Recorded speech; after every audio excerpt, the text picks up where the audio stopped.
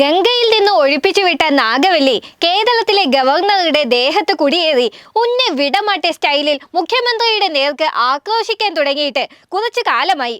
ബില്ലുകളിൽ ഒപ്പിടാതെ പിടിച്ചുവെച്ച സംഘി ഖാന് ആദ്യത്തെ അടി കൊടുത്തത് സുപ്രീം കോടതി തന്നെയാണ്. കേരള സർവകലാശാല സെനറ്റിലേക്ക് BJP-ക്കാരെ നിയമിച്ചതിന് ഹൈക്കോടതിയിൽ നിന്ന് മറുകരണത്തും കിട്ടി. എന്നാലും അതൊന്നും പോരാ. തെരുവിൽ ചാടി ഇറങ്ങി മസിൽ പിടിച്ച് വാടാ പോടാ വിളിച്ച് വിദ്യാർത്ഥികൾക്ക് നേരെ പായുകയാണ് ഗുണ്ടാഖാൻ. ബ്ലഡി ക്രിമിനൽസ്, ഫൂൾസ് എന്നൊക്കെ ആ തിരുവായിൽ നിന്ന് പുറത്തു വരും.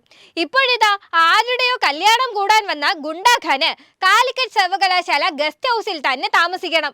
അതും പോരാഞ്ഞ് തുടലും പൊട്ടിച്ച് സർവകലാശാല ക്യാമ്പസിൽ അലറി വിളിച്ച് മണ്ടിപ്പാഞ്ഞ് നടക്കുകയാണ് സംഘി ഖാൻ. ചങ്ങാതിക്കെതിരെ കെട്ടിയ ബാനറുകൾ കണ്ടപ്പോഴാണ് ബാധ കൂടി കലിയിളക്കം. ബാനർ മുഴുവൻ അഴിക്കണം പോലും. കേരളത്തിലെ ഗവർണർക്കെതിരെയല്ല, സർവകലാശാല ചാൻസലറായ ഗവർണർക്കെതിരെയാണ് വിദ്യാർത്ഥികൾ പ്രതിഷേധിക്കുന്നത്. ഗുണ്ടാഖാൻ സർവകലാശാല ക്യാമ്പസിൽ ഉണ്ടുറങ്ങാനെത്തിയതും അതേ ലേബലിൽ തന്നെ. ചാൻസലർ എന്നത് ഗവർണറുടെ ഭരണഘടനാപരമായ അധികാരമോ അവകാശമോ ഒന്നുമല്ല. നിയമസഭ പാസാക്കിയ നിയമപ്രകാരം ഗവർണർക്ക് ലഭിച്ച അധികാരമാണ്. ഗവർണർ ഒപ്പിടാതെ രാഷ്ട്രപതിക്ക് അയച്ച ബില്ലുകളിൽ ഒന്ന് ഈ അവകാശം എടുത്തു മാറ്റുന്നതാണ്. സർവകലാശാല സെനറ്റിലേക്ക് യൂണിവേഴ്സിറ്റി നൽകിയ പാനൽ വെട്ടി BJP-ക്കാരെ തിരുകി കയറ്റിയതിനെതിരെയാണ് വിദ്യാർത്ഥി പ്രതിഷേധം. കേരള, കാലിക്കറ്റ് സർവകലാശാല സെനറ്റുകളിൽ ഗവർണർ നിയമിച്ചത് BJP പ്രവർത്തകരെയാണ്. രാഷ്ട്രീയ ബോധമുള്ള വിദ്യാർത്ഥികൾ എങ്ങനെ പ്രതികരിക്കാതിരിക്കും?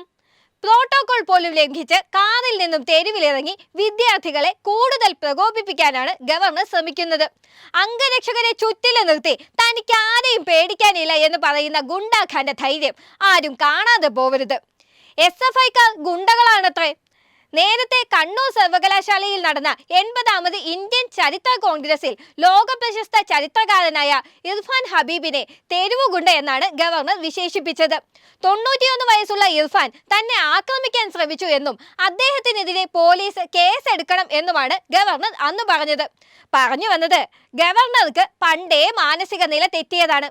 ഇപ്പോൾ അത് കുറച്ച് കൂടി എന്ന് മാത്രം. BJP-യെ കാലുകുത്താൻ അനുവദിക്കാത്ത കേരളത്തിൽ വളഞ്ഞ വഴിയിലൂടെ അധികാരത്തിൽ എത്തിക്കാനാണ് ഗവർണറുടെ ശ്രമം. ഒരു പ്രശ്നവുമില്ലാത്ത സ്ഥലത്ത് പ്രശ്നമുണ്ടാക്കുക, വിദ്യാർത്ഥികളെ പ്രകോപിപ്പിച്ച് ഒരടിയെങ്കിലും മേടിച്ചു കൂട്ടുക, അങ്ങനെ കേരളത്തിലെ ക്രമസമാധാന നില തകർന്നു എന്ന് വരുത്തി തീർക്കുക.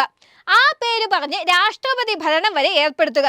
കൊള്ളാം ഗവർണറെ, കൊള്ളാം, ആഗ്രഹം കൊള്ളാം, പക്ഷേ നടക്കില്ല. സുപ്രീം കോടതിയുടെയും ഹൈക്കോടതിയുടെയും അടി കിട്ടിയിട്ട് പോരെങ്കിൽ ഇപ്പോൾ സുപ്രീം കോടതി മുൻ ജസ്റ്റിസ് രോഹിൻടൺ നരിമാൻ വീണ്ടും ഗവർണർക്ക് നല്ല ബുദ്ധി ഉപദേശിച്ചിട്ടുണ്ട്. പോത്തിനോട് വേദമോതിയിട്ട് എന്താ കാര്യം? ഗവർണർമാർ എപ്പോഴും നിഷ്പക്ഷരാകണം, ഇല്ലെങ്കിൽ ഭരണ സംവിധാനം തന്നെ തകരും. ഇപ്പോൾ ഗവർണർമാർ തിരഞ്ഞെടുക്കപ്പെടുന്നത് രാഷ്ട്രീയത്തിന്റെ അടിസ്ഥാനത്തിലാണ്, നരിമാൻ വിമർശിച്ചു. ഗവർണർ 23 മാസം ബില്ലിൽ അടയിരുന്നു എന്നും സുപ്രീം കോടതി വിമർശിച്ചപ്പോൾ 7 ബില്ലുകൾ രാഷ്ട്രപതിക്ക് അയച്ചു എന്നും അദ്ദേഹം പറഞ്ഞു.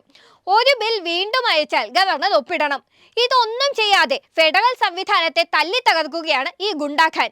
ശരിക്കും ഈ വിദ്വാനെ ഇരുത്തേണ്ടത് മാരാർജി ഭവനിൽ തന്നെയല്ലേ?